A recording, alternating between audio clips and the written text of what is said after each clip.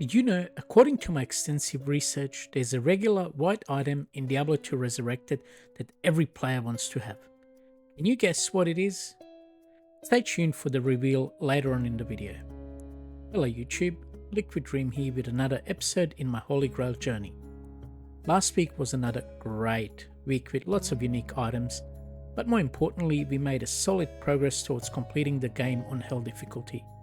After a cheap death at Diablo, I once again put on my big boy pants, had a quick chat with the lovely people of Harrogath, and officially kicked off my Act 5 escapades.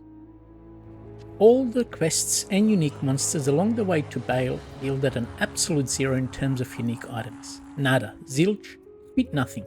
But at this stage, I've come to accept that as my calling card. I mean, if disappointment were a skill, I'd be level 99 with max synergy bonuses by now.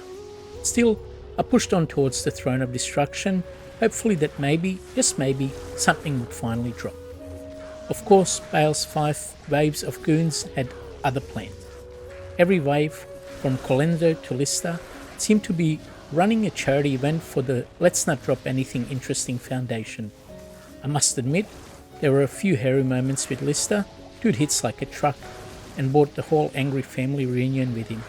But at the end, I cleared a room and prepped for the big showdown. Then came Bale, the big cheese, Lord of Destruction, the one we all come to fear and farm. We locked spells and weapons like it was Mortal Kombat on Hell difficulty, and after a lengthy, potion-guzzling battle, I finally brought him down. And for my effort, I got 5 beautiful, glorious, unique items. Oh wait, no, that was last night's stream. In reality, you guessed it, the Absolute Zero makes yet another appearance. Seriously, a whole Act 5 and not one unique item. Even my merc looked disappointed. Quest completed, and with that, I unlocked the Terror Zones, everyone's favourite fast pass to level 99 and a potential gold mine of insane drops, assuming the RNG gods are paying attention. Even though the tower wasn't terrorized, I still dropped in for a quick chat with a Countess, which ended quickly. I sometimes have the habit of clearing level 5 just in case, and that just in case paid off. A nice unique drop from a ghost, with a plus to life, stamina, extra gold, reduced damage and fire absorb. What's not to love about the dwarf star? A few runs later, still at the tower, I got into a tiff with a Countess again. After clearing her deadly dark stalkers and reconsidering my farming route, a nice drop like this was a good pick-me-up. Fireball here, fireball there, and the Countess coughed up a nice little lum for my efforts. So yeah, moral of the story, do the Countess and you might get a lum. On my next run, on the way to the Countess, I got stopped in my tracks by a group of Goatmen, members of the illustrious Blood clan. One thing led to another, I unleashed a barrage of frozen orbs, and boom, a shiny ist dropped.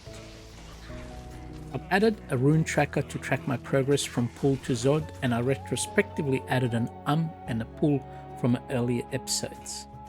I hope you like my graphics, I do. Still not ready to dive into Act 5 Terror Zones, I stayed in a tower doing last minute mop-ups and opening chests, hoping for a random drop of significance. After getting absolute boulder dash from the Countess, I found something. Okay, maybe this amulet won't be game changing, ever, but item number 174 is officially Suburb's icon. I'm not really a fan of the River of Flames as a Terror Zones, but hey, it had to be done. This drop had some poetic justice to it. Our very first Sunder charm, a real work of beauty if you're into collecting anti-perfect items with an anti-perfect minus 90 resistance. Yep, we got a flame rift in the River of Flame. How poetic. River of Flames, the Terror Zones were absolutely worth it. XP was raining down like mana potions during a boss fight.